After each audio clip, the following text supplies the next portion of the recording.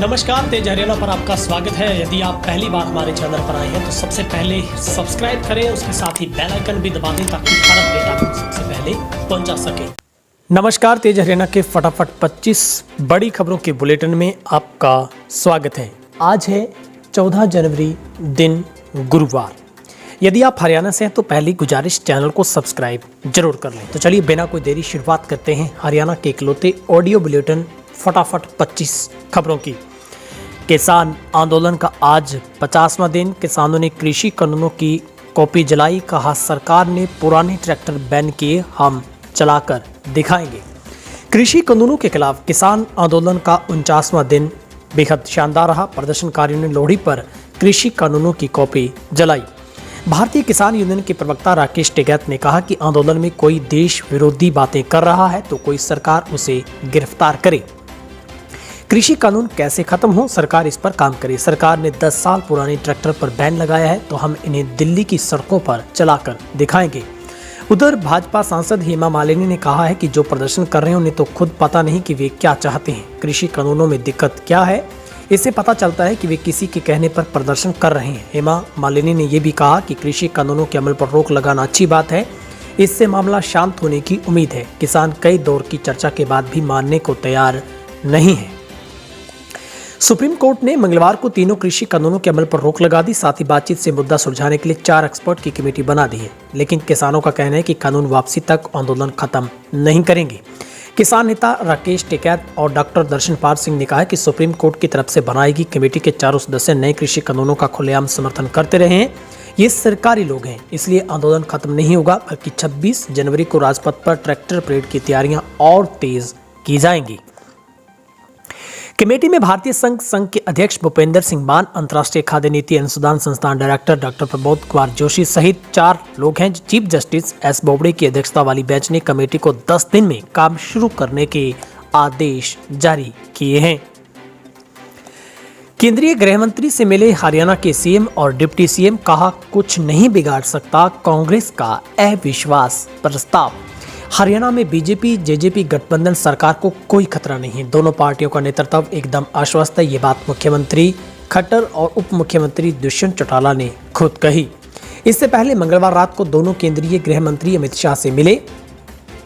दोनों ने शाह को आश्वस्त किया कि राज्य में मुख्य विपक्षी दल कांग्रेस द्वारा बजट सत्र के दौरान अगर विधानसभा में अविश्वास प्रस्ताव लाया जाता है तो कभी भी गठबंधन पर कोई आंच नहीं आने वाली।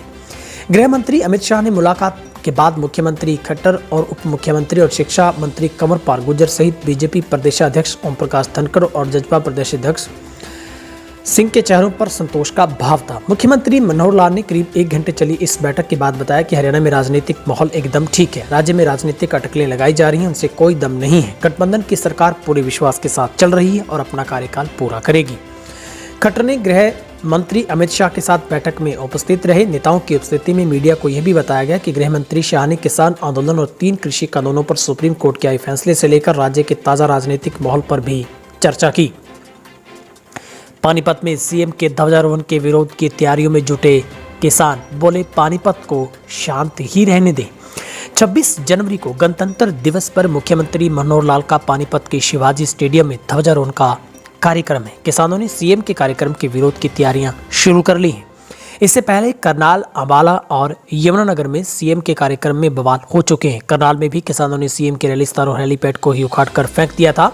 किसानों और पुलिस व सत्ता पक्ष के नेताओं के बीच तीखी झड़प भी हुई थी।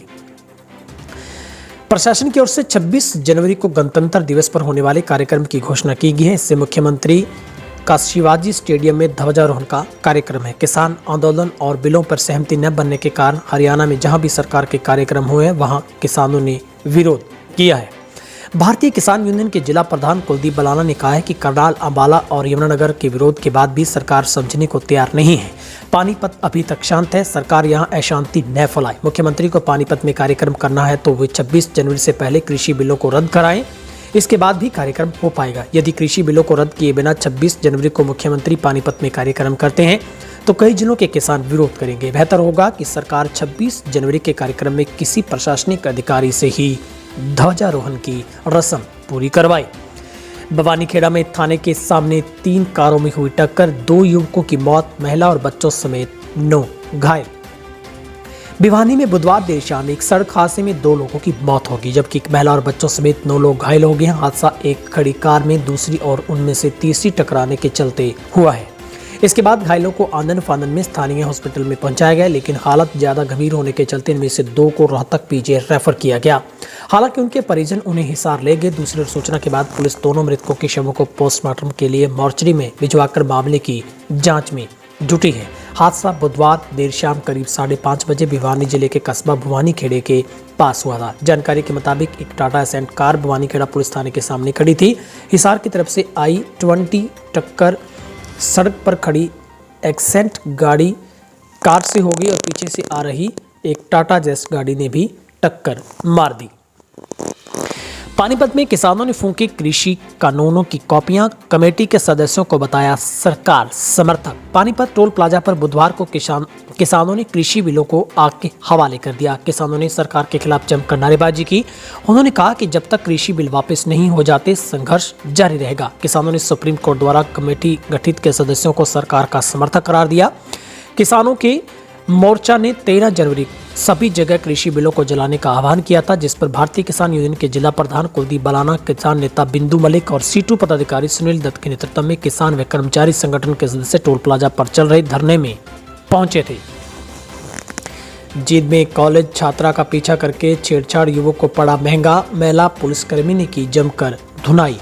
हरियाणा के जींद जिले में छात्रा का पीछा करना एक युवक को काफी महंगा पड़ गया। युवक को माफी मांगकर पीछा छुड़ाना पड़ा, क्योंकि युवक की पहले तो जमकर छित्तर परेड हुई, फिर उसके परिजनों को बुलाकर शिकायत की गई। मन चले कि इस तरह बीच सड़क धुनाई होते देखकर लोग भी हैरान रह गए। जानकारी के अनुसार जींद की बस में गांव रूपगढ़ एक निवासी बस पर चढ़ा। कुछ दूर जाने के बाद उसने बस में बैठी एक छात्रा पर फबतियां कसनी शुरू कर दी।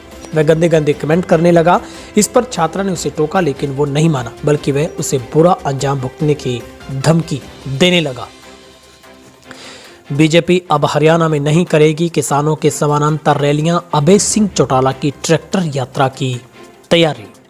हरियाणा के करनाल जिले के कैमला गांव में बीजेपी कह किसान महापंचायत के दौरान हुई उपद्रव और विधानसभा से इनेलो नेता अभय सिंह चौटाला के इस्तीफे से हरियाणा की राजनीति गर्मा गई है। किसान आंदोलन के समर्थन में अभय सिंह चौटाला के विधानसभा के सदस्य से इस्तीफा दिया है। करनाल के कैमला में उपद्रवियों द्वारा बीजेपी का मंच तोड़ दिए जाने के घटनाक्रम के बाद मुख्यमंत्री खट्टर और उप मुख्यमंत्री ने केंद्रीय नेतृत्व को पूरे मामले की जानकारी दी। अब बीजेपी के शीर्ष नेतृत्व ने पार्टी नेताओं को किसानों के समानांतर बड़े आयोजन करने से रोक दिया है। ऐसे में अब बीजेपी हरियाणा में किसानों की समानांतर रैलियां नहीं करेगी। बीजेपी के शीर्ष नेतृत्व का मानना है कि किसानों के समानांतर रैलियां या महापंचायत जैसे आयोजन करने से माहौल सुधरने की बजाय बिगड़ सकता है। दूसरी तरफ हरियाणा विधानसभा में विपक्ष के नेता रह चुके अभय सिंह चौटाला किसानों के हित में विधानसभा की सदस्य से इस्तीफा देकर माहौल गरमा दिया है। विधानसभा अध्यक्ष ज्ञानचंद गुप्ता ने हालांकि अभय चौटाला के सशर्त इस्तीफे पर सवाल उठाते हुए उन्हें व्यक्तिगत रूप से 2 लाइनों का इस्तीफा देने की सलाह दी, लेकिन उनकी सलाह को अनदेखा करते हुए अभय चौटाला ने पार्टी कार्यकर्ताओं को संगठित करने और उन्हें फिर से एकजुट करने की प्रदेश स्तरीय मुहिम शुरू कर दी है। शंभू बॉर्डर से दिल्ली तक ट्रैक्टर यात्रा की तैयारियों में जुट गए हैं। इनेलो के प्रदेश अध्यक्ष व पूर्व विधायक नफी सिंह राठी की देखरेख में इसकी तैयारियां की जा रही हैं। साथ ही कार्यकर्ताओं को एकजुट करने और के लिए कार्यक्रम घोषित किए जाने वाले हैं। अभय चौटाला के विधानसभा के सदस्य से पोस्ट क्रेडिट इस्तीफे के को ताऊ देवीलाल की राजनीतिक विरासत का झंडा थामने की जंग में बड़ा दांव माना जा रहा है। हरियाणा में गला देने वाली ठंड, 1.7 डिग्री पहुंचा रात्रि तापमान। अगर आप किसी पहाड़ी क्षेत्र में अपनी छुट्टियां मनाने का मन बना रहे हैं तो जरा ठहरिए, क्योंकि हिसार में भी अब पहाड़ों के बराबर तापमान पहुंचने लगा है। यहाँ मंगलवार रात्रि व बुधवार अल सुबह 1.7 डिग्री सेल्सियस तक तापमान पहुंच गया। इतने तापमान के कारण लोगों को सुबह से कड़ाके की ठंड का एहसास हुआ। वहीं प्रदेश में सबसे कम रात्रि तापमान 1.4 डिग्री सेल्सियस दर्ज किया गया। चौधरी चरण सिंह हरियाणा कृषि विश्वविद्यालय के कृषि मौसम विज्ञान के विभाग के अध्यक्ष डॉक्टर मदन कीचड़ ने बताया कि प्रदेश में मौसम पर 16 जनवरी तक खुश्क रहने के आसार हैं।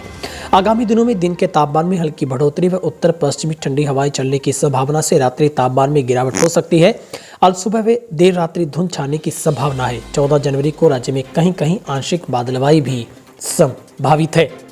बढ़ती ठंड और कोहरे के कारण जिला में रोडवेज और ट्रेन दोनों ही व्यवस्था प्रभावित हो रही है। खासकर रात की बसें जो लंबे रूटों जैसे दिल्ली चंडीगढ़ रूटों पर चलती है, उन पर कोहरे का खासा असर दिखाई पड़ रहा है।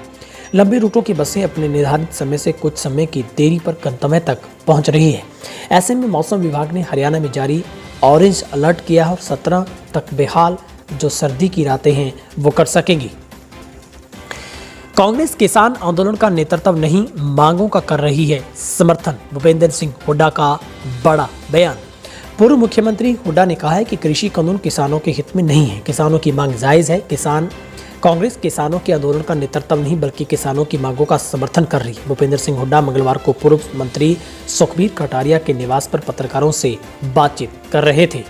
हुड्डा ने कहा कि बीजेपी सरकार में शराब घोटाला, रजिस्ट्री घोटाला, धान खरीद घोटाला जैसे घोटाले हुए हैं। किसान, मजदूर, व्यापारी, कर्मचारी कोई भी वर्ग सरकार से संतुष्ट नहीं है।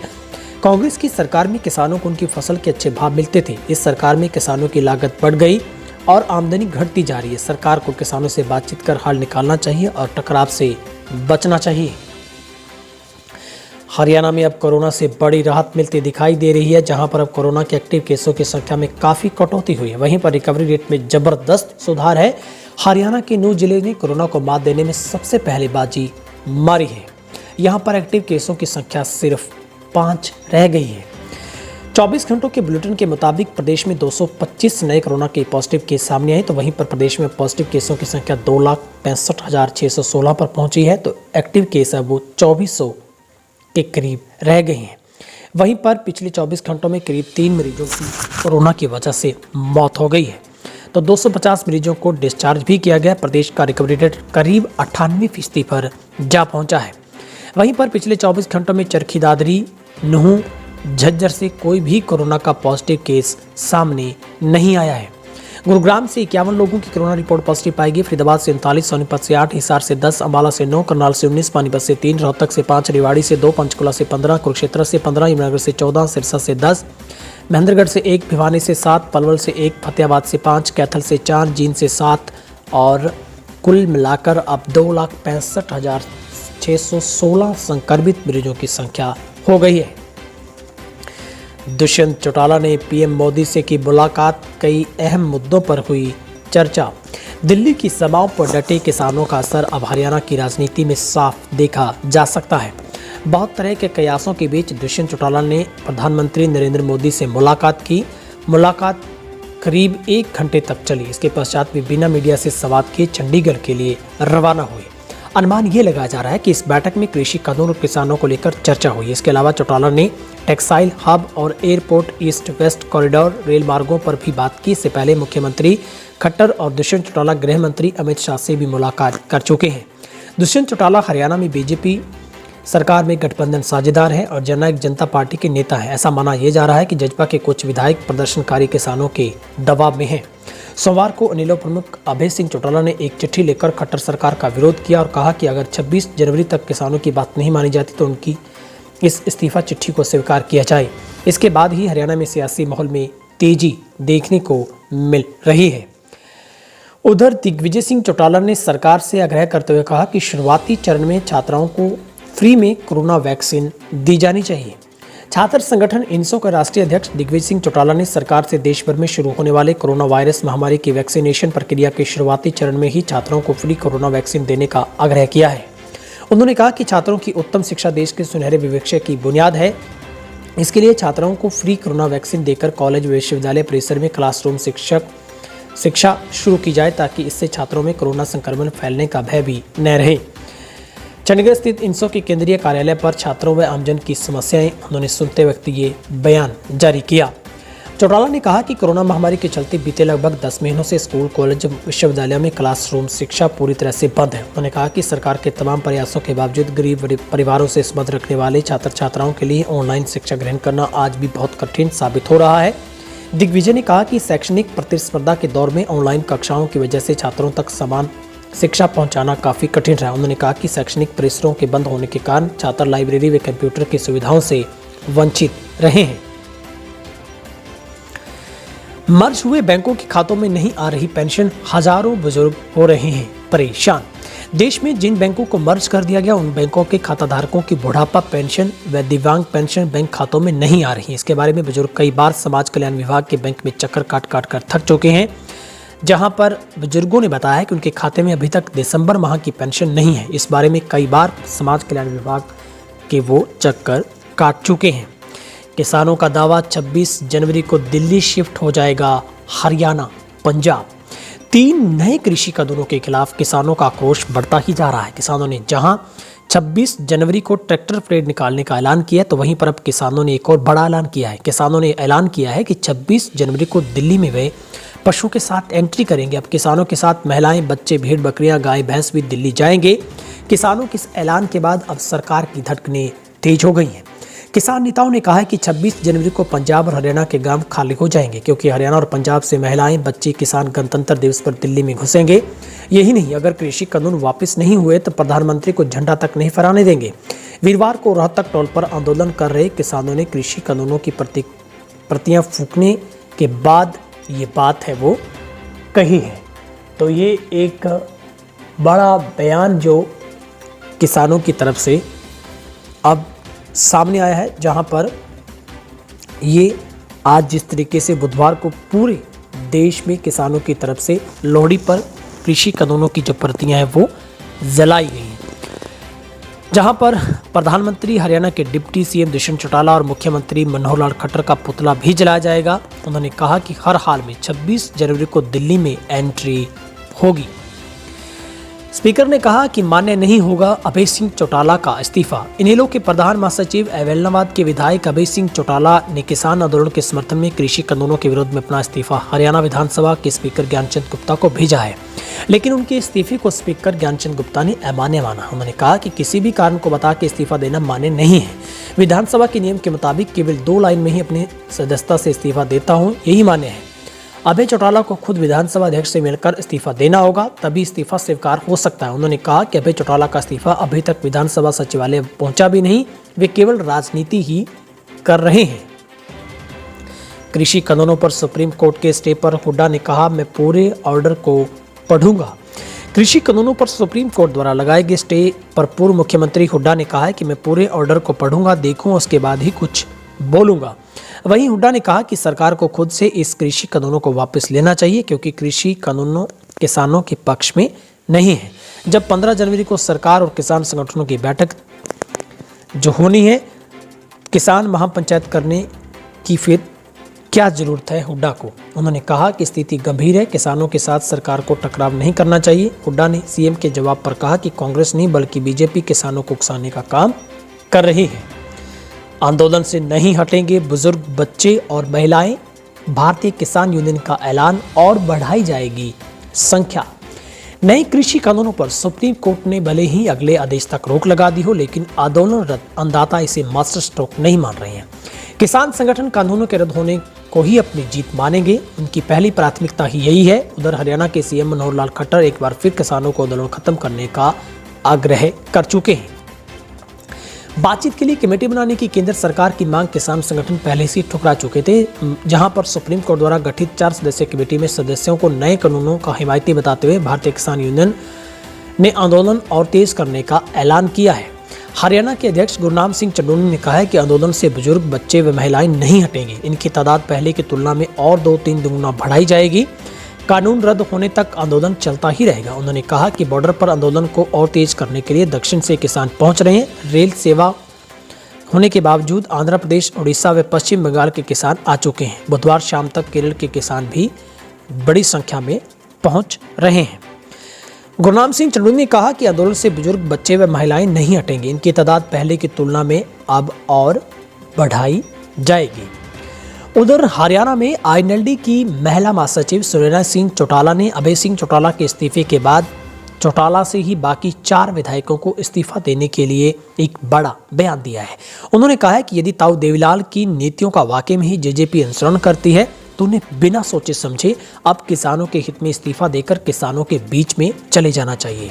उन्होंने पत्रकारों के एक सवाल के जवाब में कहा कि हरियाणा का चौटाला एकमात्र ऐसा गांव है जिसने एक साथ इस विधानसभा में 5 विधायकों को भेजने का काम किया है, तो वहीं पर अब बाकी के बचे 4 विधायकों को भी इस्तीफा देना चाहिए। उन्होंने कहा कि सबसे पहले निर्दलीय विधायक के तौर पर हरियाणा के पावर मिनिस्टर चौधरी रंजीत सिंह को इसकी शुरुआत करनी चाहिए। सरकार पर एक बड़ा दबाव बनेगा और झट से खट्टर की सरकार गिर जाएगी। हरियाणा को मिली कोविशील्ड वैक्सीन की 2.41 लाख डोज, कोवैक्सीन भी जल्द मिलेगी। चंडीगढ़ हवाई अड्डे पर हरियाणा को कोविशील्ड वैक्सीन की और 2,41,500 खुराक मिली है। इसी कुरुक्षेत्र के राज्य वैक्सीन स्टोर में स्थानांतरित किया जा रहा है। राज्य के स्वास्थ्य मंत्री अनिल विज ने बताया कि शाम तक कोवैक्सीन की 20,000 खुराक भी प्राप्त हो जाएंगी। प्रथम चरण में लगने वाली कोरोना वैक्सीन की पहली खेप मंगलवार को हरियाणा के करनाल स्थित स्वास्थ्य परिवार कल्याण मंत्रालय के सरकारी चिकित्सा सामग्री भंडार पहुंच चुकी है। दोपहर बाद कड़ी सुरक्षा के बीच वैक्सीन की 4 लाख खुराक से भरा ट्रक भंडार गृह पहुंचा। वैक्सीन को सरकारी चिकित्सा सामग्री भंडार में सीसीटीवी कैमरे की निगरानी में रखा गया है। स्वास्थ्य विभाग के अनुसार बुधवार को सरकारी चिकित्सा सामग्री भंडार से विभिन्न राज्यों और प्रदेश के अन्य जिलों में कोरोना वैक्सीन की सप्लाई होगी। हालांकि अभी तक उन राज्यों और जिलों की लिस्ट अधिकारियों के पास नहीं पहुंच पाई है। पानीपत में एक्सीडेंट का ड्रामा रचकर 4.67 लाख के 5 आईफोन ले उड़ा डिलीवरी बॉय। पानीपत के डीएवी थर्मल स्कूल के पास अपने एक्सीडेंट का ड्रामा रचकर एक delivery boy supply chain company के 4.67 लाख रुपए कीमत के 5 आईफोन के साथ गायब हो गया। कंपनी के मैनेजर ने उसे पानीपत के सभी प्राइवेट व सरकारी हॉस्पिटल में ढूंढा, लेकिन वह नहीं मिला।